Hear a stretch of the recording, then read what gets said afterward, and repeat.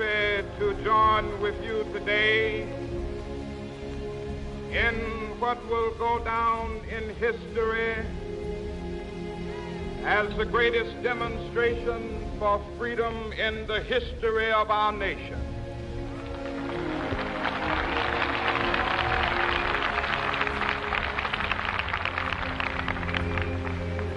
Fivescore years ago,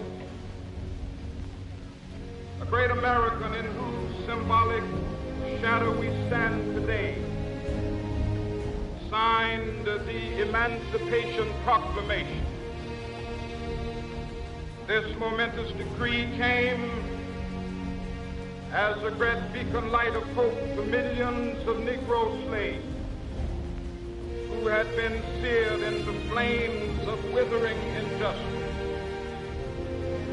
It came as a joyous daybreak to end the long night of their captivity. But 100 years later, the Negro still is not free. 100 years later, the life of the Negro is still sadly crippled by the manacles of segregation and the chains of discrimination. 100 years later, the Negro lives on a lonely island of poverty in the midst of a vast ocean of material prosperity. 100 years later,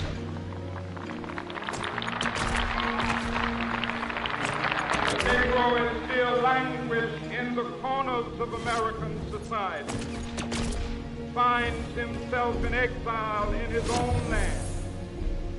So we've come here today to dramatize a shameful condition. In a sense, we've come to our nation's capital to cash a check.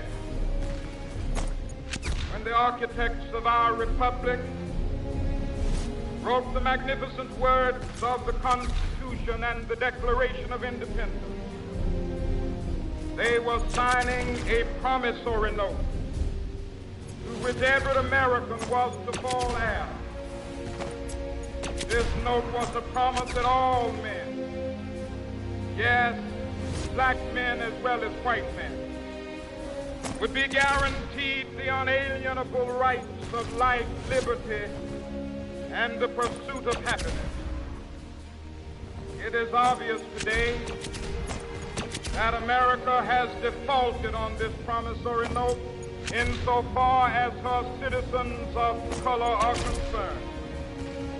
Instead of honoring this sacred obligation, America has given the Negro people a bad check, a check which has come back marked insufficient funds.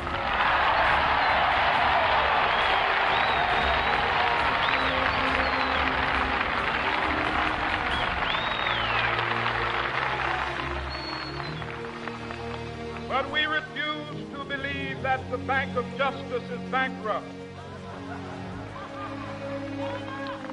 We refuse to believe that there are insufficient funds in the great vaults of opportunity of this nation. So we've come to cash this check, a check that will give us upon demand the riches of freedom and the security of justice.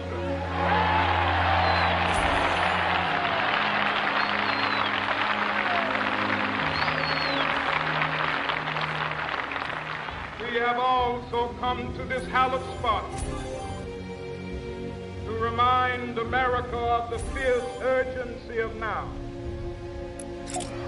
This is no time to engage in the luxury of cooling off or to take the tranquilizing drug of gradualism.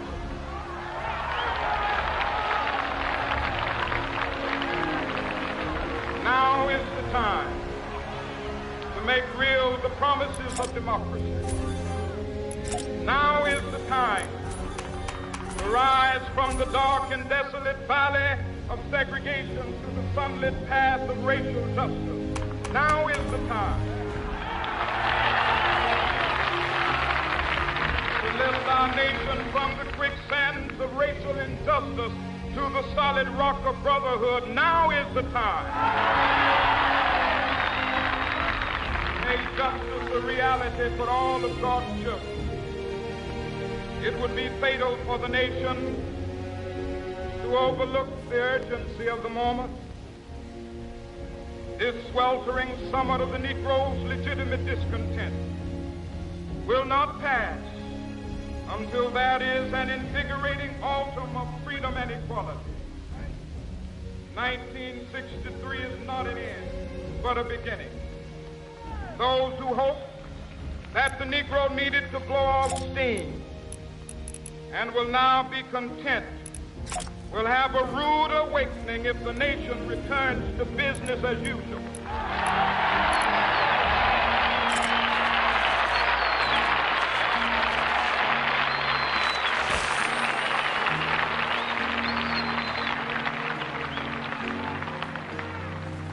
There will be neither rest nor tranquility in America till the Negro is granted his citizenship rights. The whirlwinds of revolt will continue to shake the foundations of our nation until the bright day of justice emerges. That is something that I must say to my people who stand on the warm threshold which leads into the palace of justice. In the process of gaining our rightful place, we must not be guilty of wrongful deeds. Let us not seek to satisfy our thirst for freedom by drinking from the cup of bitterness and hatred.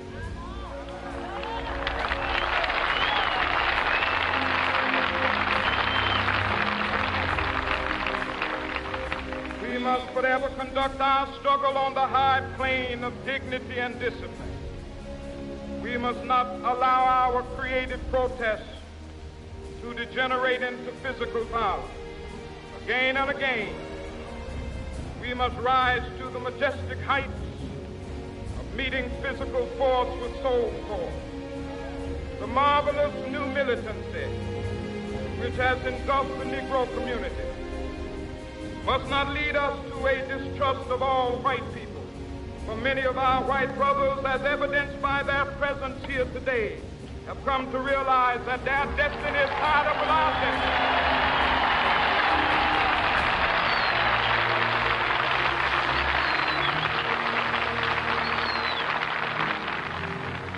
They have come to realize that their freedom is inextricably bound to our freedom.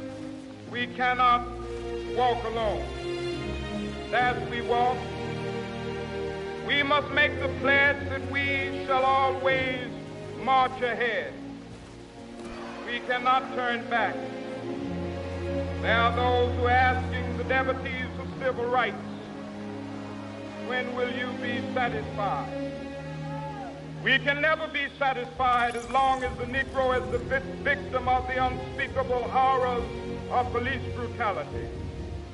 We can never be satisfied as long as our body is heavy with the fatigue of travel, cannot gain lodging in the motels of the highways and the hotels of the city.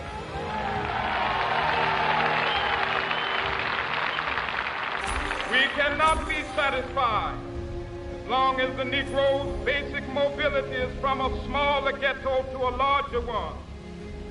We can never be satisfied as long as our children are stripped of their selfhood and robbed of their dignity by signs stating for whites only.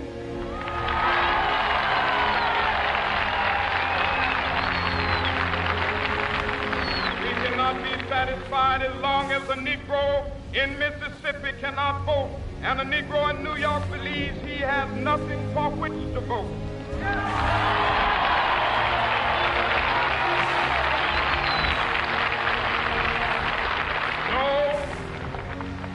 No, we are not satisfied, and we will not be satisfied until justice rolls down like waters and righteousness like a mighty stream.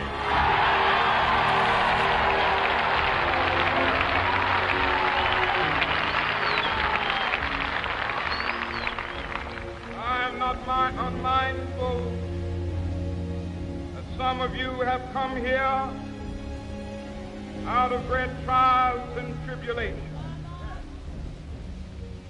Some of you have come fresh from narrow jail cells. Some of you have come from areas where your quest for freedom left you battered by the storms of persecution, staggered by the winds of police brutality. You have been the veterans of creative suffering. Continue to work with the faith that unearned suffering is redemptive. Go back to Mississippi. Go back to Alabama. Go back to South Carolina. Go back to Georgia. Go back to Louisiana. Go back to the slums and ghettos of our northern cities, knowing that somehow this situation can and will be changed. Let us not wallow in the valley of despair. I say to you today, my friend,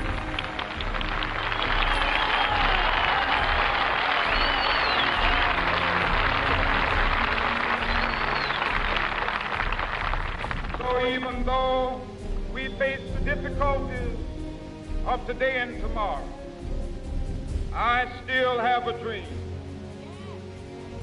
It is a dream deeply rooted in the American dream.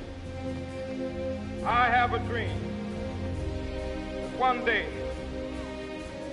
this nation will rise up, live out the true meaning of its creed.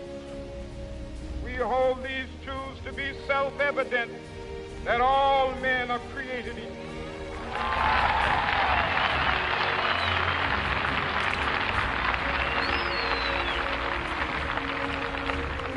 I have a dream that one day on the red hills of Georgia, sons of former slaves and the sons of former slave owners will they be able to sit down together at the table of brotherhood. I have a dream that one day, even the state of Mississippi, a state sweltering with the heat of injustice, sweltering with the heat of oppression, be transformed into an oasis of freedom and justice. I have a dream. My poor little children will one day live in a nation where they will not be judged by the color of their skin, but by the content of their character. I have a dream today.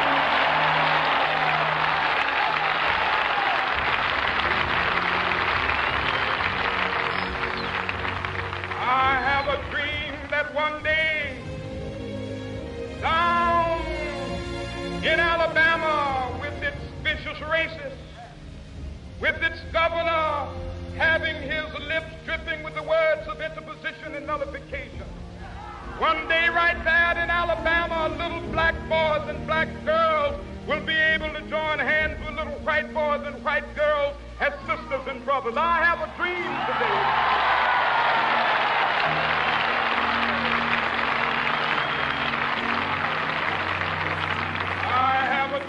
That one day every valley shall be exalted, every hill and mountain shall be made low, the rough places will be made plain, and the crooked places will be made straight, and the glory of the Lord shall be revealed, and all flesh shall see it together. This is our hope. This is the faith that I go back to the South with. With this faith, we will be able to hew out of the mountain of despair a stone of hope. With this faith, we will be able to transform the jangling discords of our nation into a beautiful symphony of brotherhood. With this faith, we will be able to work together, to pray together, to struggle together, to go to jail together, to stand up for freedom together, knowing that we will be free one day.